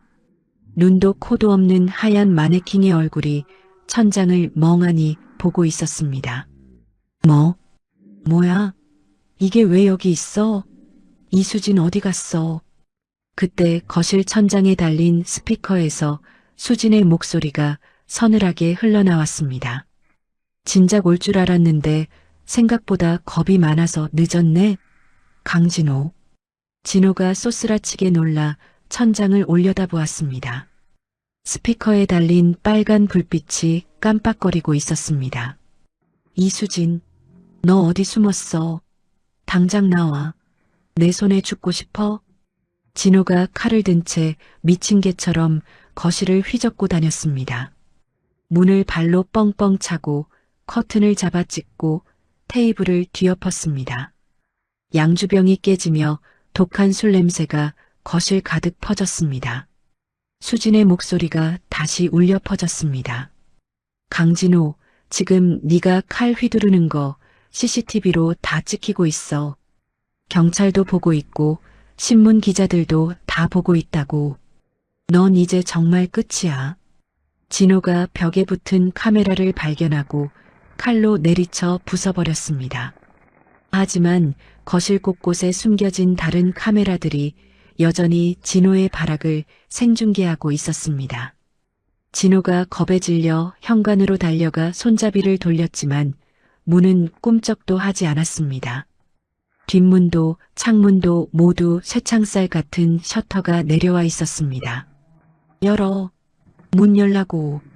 이수진, 너 거기 있는 거 다 알아. 문 열어. 갑자기 천장에서 붉은 경고등이 번쩍이며 귀를 찢는 듯한 경보음이 울리기 시작했습니다. 진호가 칼을 허공에 휘두르며 제풀에 지쳐 비명을 질렀습니다.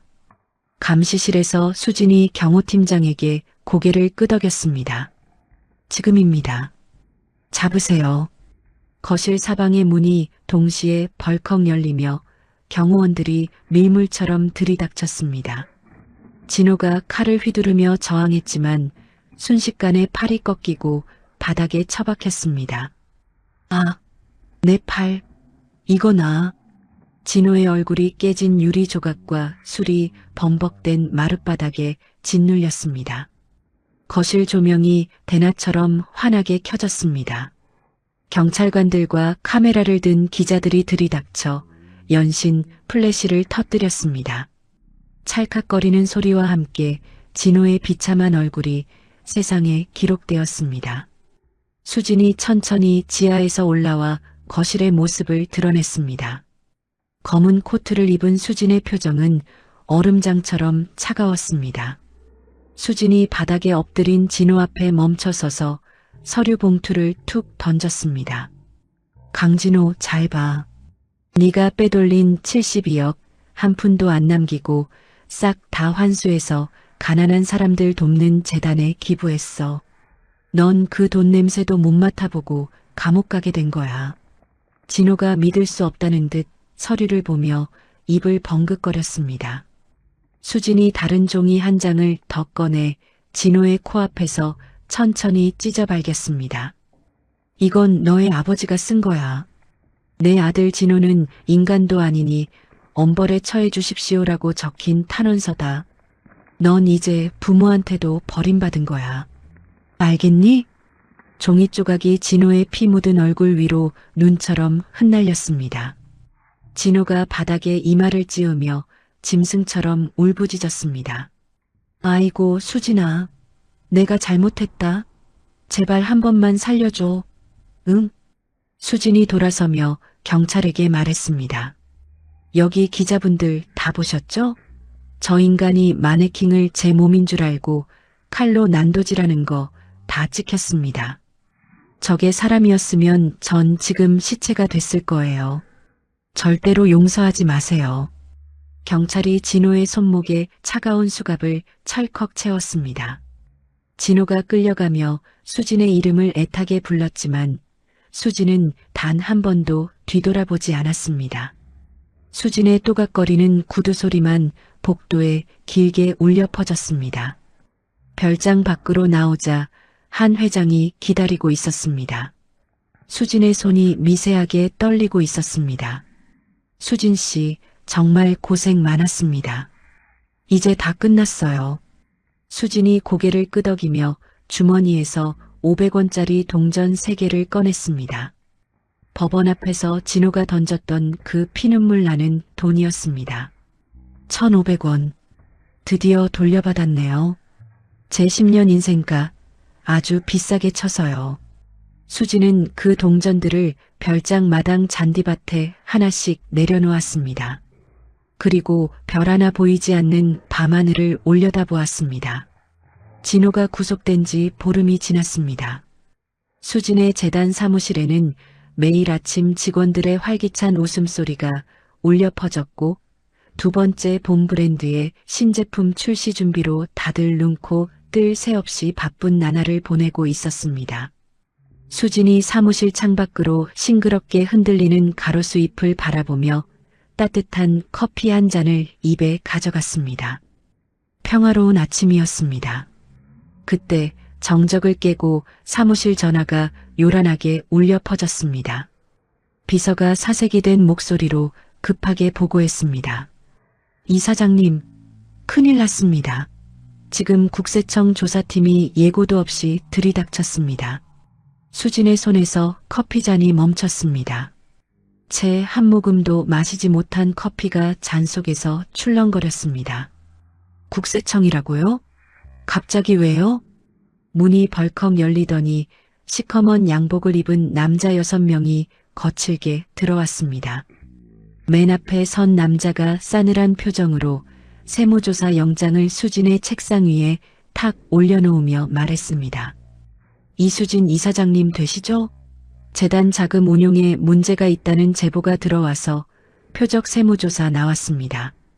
지금부터 모든 회계 장부랑 컴퓨터 자료 싹 다 압수하겠습니다. 수진이 떨리는 손으로 영장을 집어들었습니다. 영장에 적힌 조사 항목들을 훑어내려 가던 수진의 눈동자가 파르르 떨렸습니다. 갑자기 이게 무슨 소립니까? 근거가 있어야 할 거 아니에요. 조사관이 가방에서 서류 뭉치를 꺼내 툭 던지며 차갑게 쏘아붙였습니다.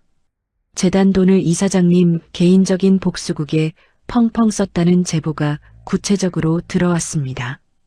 여기 다 적혀 있어요. 수진이 서류를 받아들자 가슴이 덜컥 내려앉았습니다. 거기엔 수진이 재단 돈으로 진호를 뒷조사하고 사채업자를 매수하고 박 실장을 고용했다는 기가 막힌 거짓말들이 가득 적혀 있었습니다. 수진이 억울함을 참으며 책상을 쾅 쳤습니다. 이건 새빨간 거짓말입니다.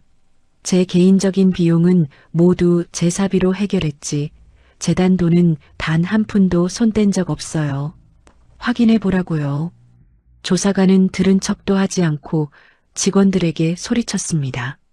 자, 다들 비키세요.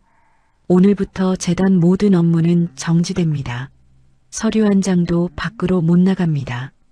직원들은 겁에 질린 표정으로 조사팀이 박스에 서류를 쓸어 담는 모습을 지켜보았습니다. 수진이 직원들에게 다가가 떨리는 어깨를 다독이며 강한 어조로 말했습니다. 여러분, 걱정 마세요. 제가 하늘에 맹세코 부끄러운 짓 안 했습니다. 금방 해결될 거니까 동요하지 마세요. 수진은 당당하게 말했지만 주먹을 꽉 쥔 손등에는 핏줄이 툭툭 붉어져 있었습니다. 그날 저녁 답답한 마음의 수진은 유일한 조력자인 한 회장에게 전화를 걸었습니다. 하지만 신호음만 갈 뿐 아무도 받지 않았습니다. 대여섯 번을 다시 걸었을 때쯤 웬 낯선 남자가 전화를 받았습니다. 이사장님, 저 회장님 비서입니다. 지금 병원입니다. 수진의 가슴이 철렁 내려앉으며 얼굴에서 핏기가 싹 가셨습니다. 병원이라니요. 회장님이 왜요? 무슨 일이 생긴 겁니까? 비서의 울먹이는 목소리가 수진의 귀를 때렸습니다. 회장님이 차를 타고 이동하시다가 덤프트럭이 달려드는 바람에 큰 사고가 났습니다. 지금 중환자실에 계신데 의식이 없으십니다. 수진은 손에서 전화기를 떨어뜨릴 뻔했습니다. 정신을 가다듬고 곧장 병원으로 달려갔습니다. 중환자실 안 한 회장은 온몸에 붕대를 감고 각종 기계에 의지해 간신히 숨만 쉬고 있었습니다. 평소 듬직하던 그가 저렇게 힘없이 누워있는 모습에 수진은 가슴이 찢어지는 것 같았습니다. 회장님, 제발 눈 좀 떠보세요. 저 수진이에요. 저 혼자 어떡하라고 이러고 계세요. 하지만 한 회장은 대답이 없었습니다. 삐삐거리는 기계 소리만 고요한 병실을 채울 뿐이었습니다. 사실 이 모든 건 진호가 감옥에서 접촉한 정계의 거물 최 의원이 꾸민 짓이었습니다. 최 의원은 과거 진호의 뒷배를 봐주며 거액의 뇌물을 챙겼던 인간으로 수진이 진호의 비리를 파헤치다가 자기 치부까지 드러날까봐 선수를 친 것이었습니다.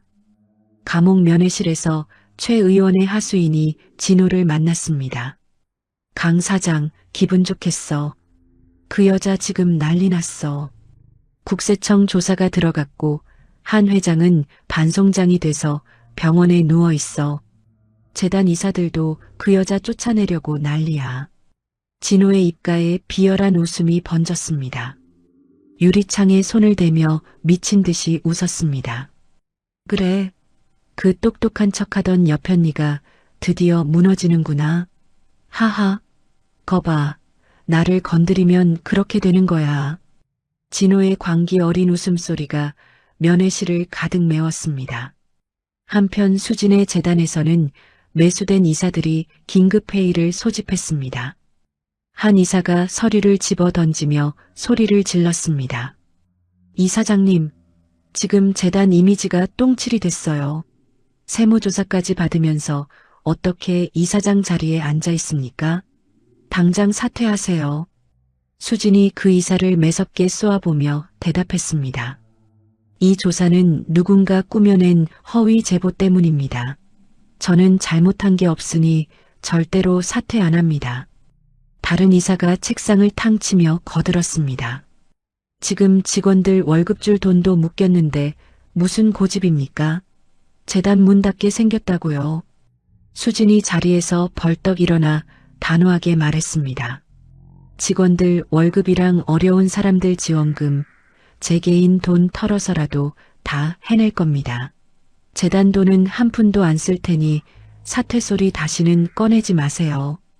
수진은 당당하게 회의실을 나왔지만 화장실에 들어가 문을 잠그자마자 세면대를 붙잡고 거친 숨을 몰아쉬었습니다. 거울 속 자신의 얼굴은 반쪽이 되어 있었고 눈 밑에는 시커먼 그늘이 져 있었습니다. 재단 앞에는 돈에 매수된 시위대들이 모여 매일같이 소리를 질렀습니다. 복수에 미친 이수진은 물러나라. 가짜 천사 이수진은 사퇴하라. 수진이 출근할 때마다 시뻘건 날달걀이 날아왔습니다. 어깨에 계란 노른자가 묻어도 수진은 눈 하나 깜짝하지 않고 당당하게 걸어 들어갔습니다. 하지만 밤마다 쏟아지는 네가 그러고도 피해자냐는 악플들은 수진의 가슴을 난도질했습니다. 설상가상으로 지안이에게도 유혹의 손길이 뻗쳤습니다. 최 의원의 하수인이 지안이를 찾아가 돈뭉치를 내밀었습니다. 지안 씨, 법정에 가서 수진이가 돈으로 사람 시켜서 진호를 함정에 빠뜨렸다고 증언해. 그럼 이 돈 다 지안 씨 거야. 수진이가 지안 씨를 평생 챙겨줄 것 같아? 아니지, 이용하고 버릴걸. 지안은 흔들리는 눈으로 돈 봉투를 쥐었습니다.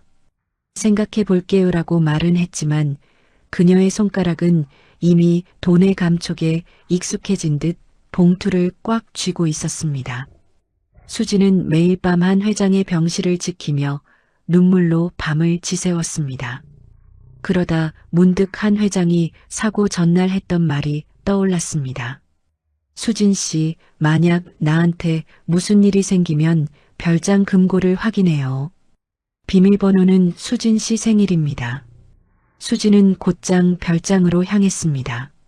몰래 뒷문으로 잠입해 서재 책장 뒤 금고를 열었습니다. 거기엔 검은색 USB 하나가 놓여 있었습니다. USB를 챙겨 나오려던 순간 마스크를 쓴 남자 2명이 서재로 들이닥쳤습니다. 그거 내놔. 어서. 놈들이 수진의 팔을 낚아채고 입을 막으려던 절체절명의 순간 별장 경비를 서던 미혼모 식구가 뛰어들어왔습니다. 이사장님, 누구야 이놈들. 경비원이 경보기를 울리자 요란한 소리에 놀란 괴한들이 창문을 깨고 달아났습니다.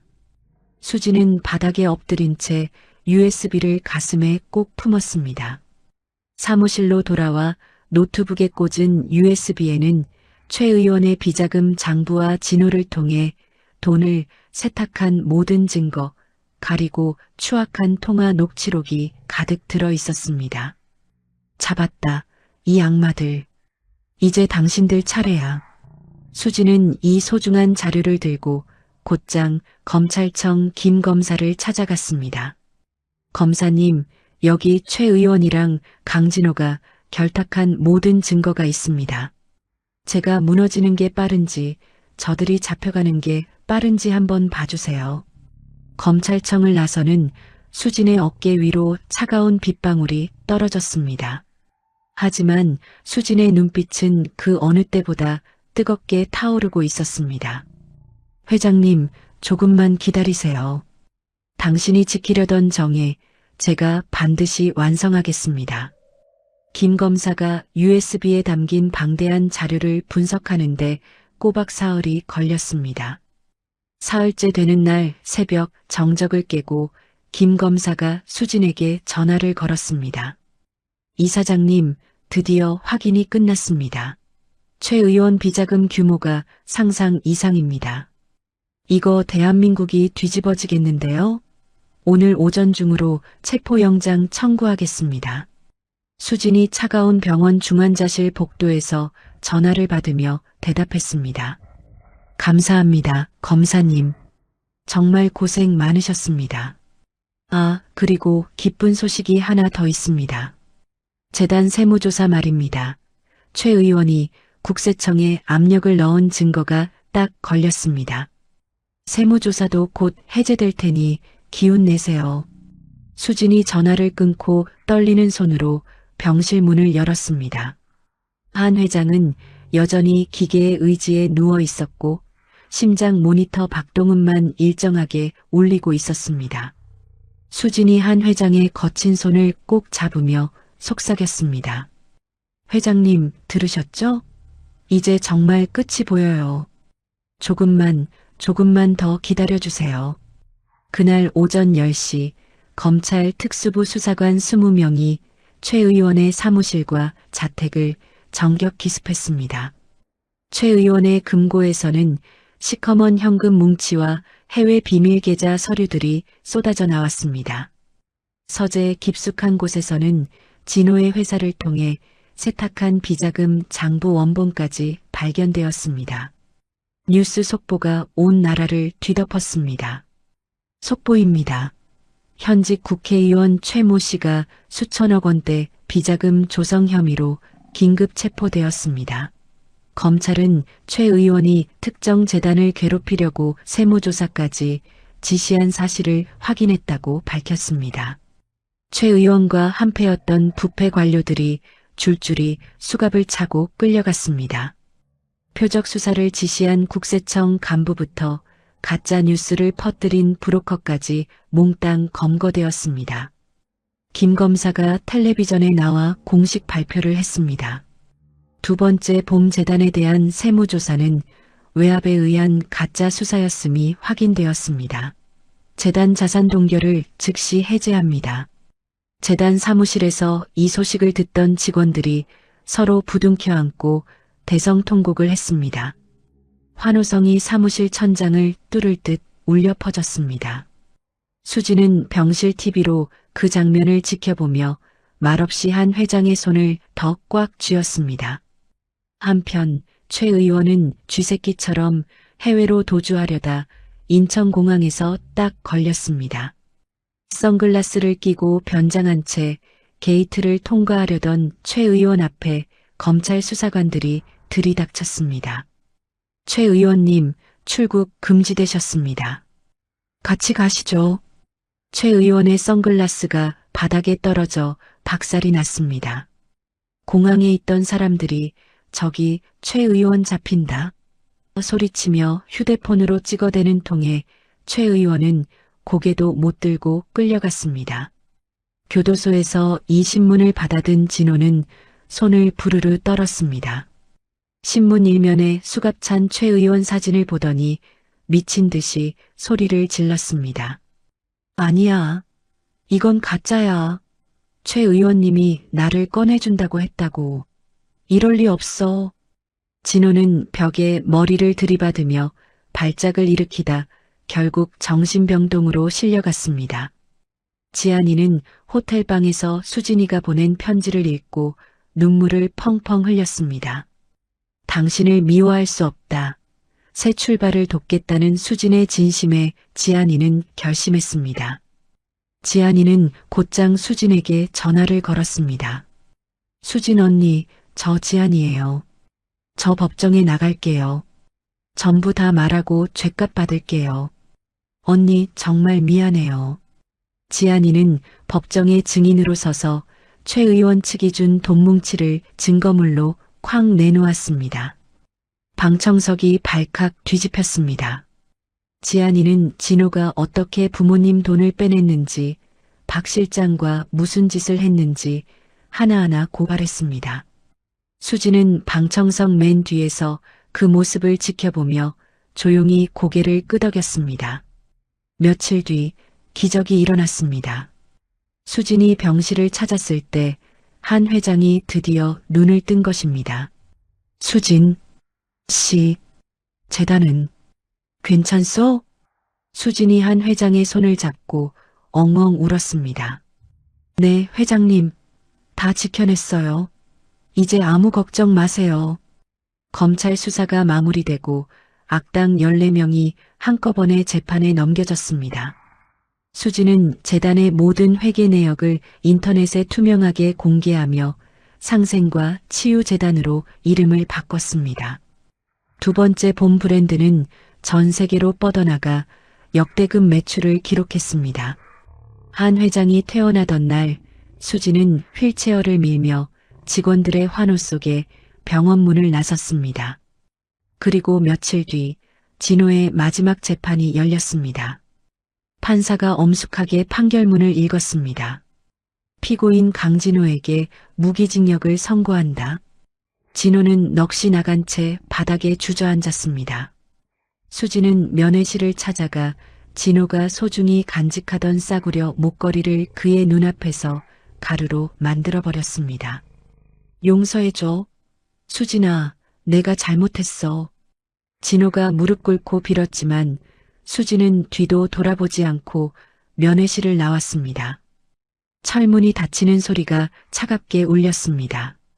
수지는 교도소 정문을 나오며 맑은 하늘을 향해 깊은 숨을 내쉬었습니다. 그날 저녁 수지는 별장에서 직원들과 단출한 파티를 열었습니다. 케이크를 자르며 수진이 말했습니다. 이제 복수는 끝났습니다. 이제는 상처받은 사람들과 함께 웃으며 살고 싶어요. 지안이는 수진에게 고마움과 참회의 편지를 남기고 새로운 삶을 위해 먼 외국으로 떠났습니다. 수진은 밤하늘의 밝은 별을 보며 생각했습니다. 이제 정말 내 인생에 진짜 봄이 왔구나 하고 말입니다. 1년이라는 시간이 쏜살같이 지나갔습니다. 차가운 교도소 작업장에서 진호는 땀을 뻘뻘 흘리며 무거운 콘크리트 블록을 나르고 있었습니다. 등에 셔츠가 쩍쩍 달라붙고 손바닥은 굳은 살이 박여 딱딱해졌지만 교도관의 호통은 멈추지 않았습니다. 강진호, 너 지금 노는 거야? 오늘 할당량 채우려면 밤새워도 모자라니까 당장 움직여.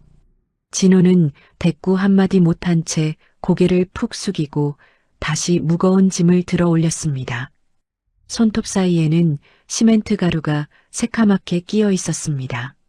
매일 밤 좁은 감방에 누우면 천장에서 수진의 차가운 목소리가 환청처럼 들려왔습니다. 이제 넌 끝났어. 진호는 귀를 막고 이불을 머리 끝까지 뒤집었었지만 어둠 속에서는 법원 앞에서 동전을 줍던 수진의 눈빛, 별장에서 자기를 내려다보던 수진의 얼굴이 생생하게 떠올랐습니다. 진호는 밤마다 후회와 공포로 온몸을 떨며 뜬 눈으로 밤을 지새웠습니다. 서울의 아침은 눈부시게 밝았습니다. 수진의 상생과 치유재단 사무실에는 따사로운 햇살이 가득 쏟아졌고 직원들의 밝은 인사 소리가 끊이지 않았습니다. 로비에는 재단의 도움을 받은 아이들이 고마움을 담아 그린 알록달록한 그림들이 예쁘게 걸려 있었습니다. 비서가 상기된 얼굴로 수진에게 달려와 서류를 건넸습니다. 이사장님, 대박이에요. 유엔 본부에서 우리 재단을 초청했대요. 다음 달에 뉴욕에 가서 우리 성공 사례를 전 세계에 발표해달라고 연락이 왔어요. 수진은 기쁘게 웃으며 고개를 끄덕였습니다. 창밖에는 은행나무 잎들이 초록빛으로 싱그럽게 춤추고 있었습니다.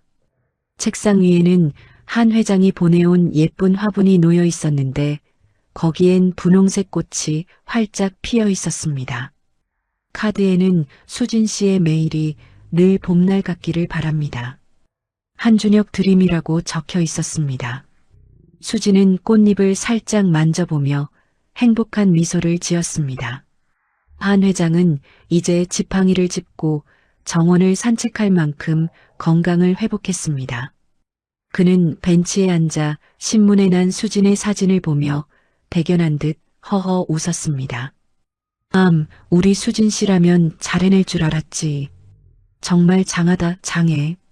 수진은 주말마다 시골 요양원을 찾아 진호의 어머니를 살뜰히 챙겼습니다. 수진이 깎아주는 사과를 먹으며 어머니는 수진의 손을 꼭 잡고 눈물을 흘렸습니다. 수진아, 그 못난 아들놈 대신 내가 사과할게. 정말 미안하다, 얘야. 수진은 어머니의 손을 따뜻하게 감싸쥐며 대답했습니다. 어머니, 그런 말씀 마세요. 어머니는 아무 잘못 없으시잖아요. 이제 사과 안 하셔도 돼요. 몇 달 뒤 진호의 부모님은 수진의 보살핌 속에 조용히 눈을 감았습니다. 수진은 친딸처럼 정성을 다해 두 분의 장례를 치러드렸습니다. 영정사진 속 두 분은 이제야 마음 편히 쉬는 듯 온화한 표정이었습니다. 수진은 두 분의 유골함 앞에서 조용히 은조렸습니다. 이제 아픔 없는 곳에서 편히 쉬세요.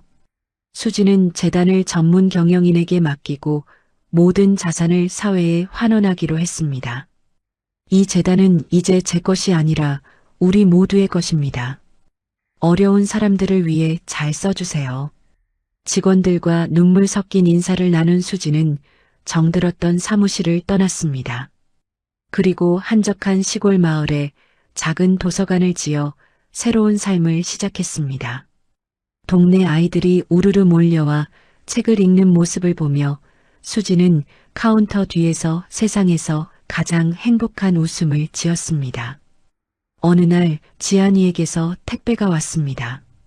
삐뚤삐뚤 서툰 솜씨로 직접 뜬 연보라색 목도리였습니다.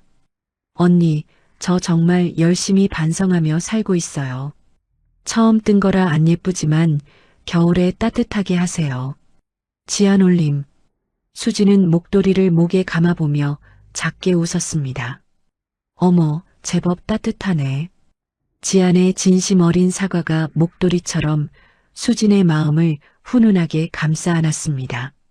한편 교도소 식당에서 밥을 먹던 진호는 TV 뉴스에 나오는 수진을 보게 되었습니다. 유엔 연단에서 박수갈채를 받는 수진의 당당한 모습에 진호는 숟가락을 집어 던지며 발광을 했습니다. 아, 저 여자가 왜 저기 있어? 저 자리는 내 거야. 으아. 진호는 결국 교도관들에게 끌려가 차가운 독방에 갇혔습니다. 아무도 없는 어두운 방에서 진호는 그제야 엉엉 울음을 터뜨렸지만 이미 때는 늦어버린 뒤였습니다. 별이 쏟아지는 시골집 마당에서 수지는 의자에 기대어 밤하늘을 올려다보았습니다. 도시에서는 본 적 없는 은하수가 눈부시게 흐르고 있었습니다. 수지는 깊은 숨을 내쉬며 세상에서 가장 평온한 목소리로 말했습니다. 나는 이제 정말 행복해. 수진의 책상 위에는 작은 명패 하나가 놓여 있었습니다. 그 뒤편에는 수진이 직접 쓴 작은 쪽지가 붙어 있었습니다. 이제 나는 시작이야. 수진의 인생에 진짜 찬란한 봄이 그렇게 다시 시작되고 있었습니다. 수진은 10년을 바쳤던 남편에게 500원짜리 동전 3개를 받고 버림받았습니다. 하지만 수진은 그 자리에서 무너지지 않았습니다.